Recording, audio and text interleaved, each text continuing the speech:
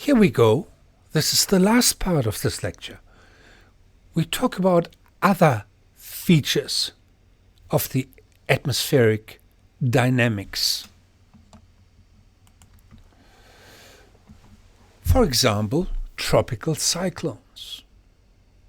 Okay, tropical cyclones are intense atmospheric convection systems.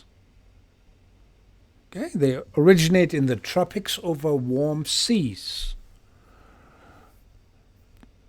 The location of origin is between 5 degrees and 25 degrees from the equator. Water temperatures have to be above 26 degrees Celsius, and the energy supply is latent heat from condensation. Indeed, the initial forcing is the sensible heat flux, which comes from the warm surface. The Coriolis force is necessary to induce the spin, and there is no Coriolis force at the equator. Tropical cyclones can induce strong rainfall and flooding. Rainfall through the through the vertical motion. Flooding through a combination of horizontal winds. But there's something else as well. It's called the inverted barometer effect. These are low pressure systems, and they actually suck up the surface of the sea. Anyway, you can read that up. Okay. All right. Yeah. Where are these tropical cyclones formed? Where do we find them? So let's have a look at a map shown here on the left where tropical cyclones are formed. And you can see some interesting strike. It's shown here in terms of an intensity scale where the strongest cyclones are marked 5 and weaker cyclones are marked 1, 2, and 3.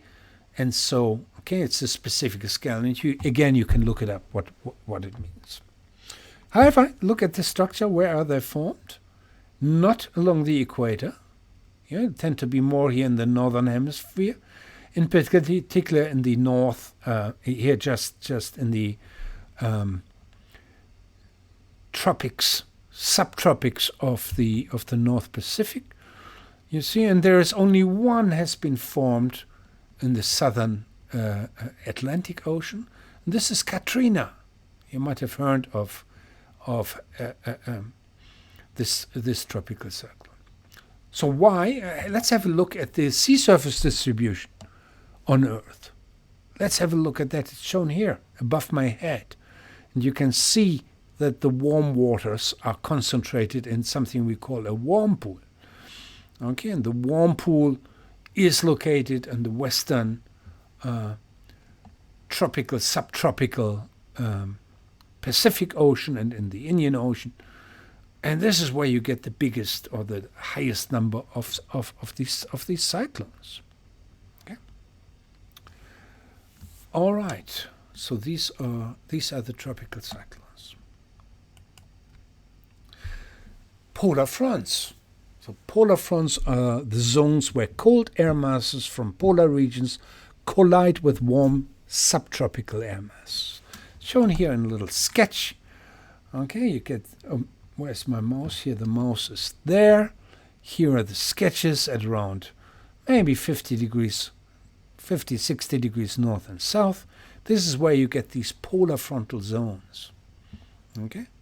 And it triggers an updraft and the formation of clouds and raincoats, but also storms.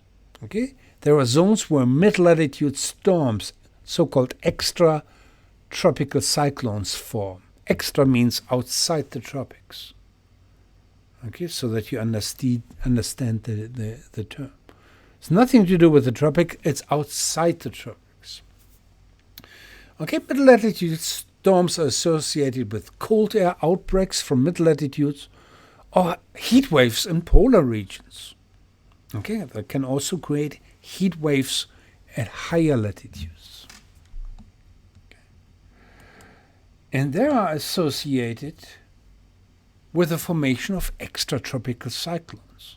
And we're talking about low pressure systems, known as cyclones, associated with strong winds and precipitation, precipitation on spatial scales of 1,000 kilometers. Okay, that's sort of the scale, 500 to 1,000 kilometers. And you can identify them in satellite images. Here it shows above my head. Oh, where's the mouse? Here's the mouse. Above my head you can see these spiral shape patterns in the cloud formation. Okay, in weather maps you can identify them as low pressure systems. Okay, and that's already, I think, all there is. Oh no, there was one slide that I almost forgot. Mountain range zones and shadows. And it's important to mention this feature too, because upward motion results if you push air against an obstacle like a mountain. Okay, you have prevailing winds that push the air against a mountain range, as shown here in the sketch, and forces air to move upward. And then you have the chain of processes that we talked about. You get cloud formation and you get rainfall. Okay, so if that's all used up, the moisture, the humidity available for that, on the other side of the mountain you actually have dry air, and you have something that we call a rain shadow. No rain, dry climate on that other side. And again, here in the sketch you can see the connection to the ocean is important. Okay, you can see that connection. So topographic effects of mountain ranges trigger wet climate on the seaward side and dry climate on the other side of the mountain range. Okay. So, study questions. What is atmospheric convection?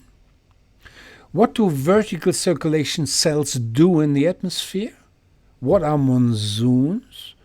What is the difference between Hadley cells and the Walker circulation? How are the surface winds of the Walker circulation called? What is the warm pool? Why do tropical cyclones not form over the equator? Alrighty, see you.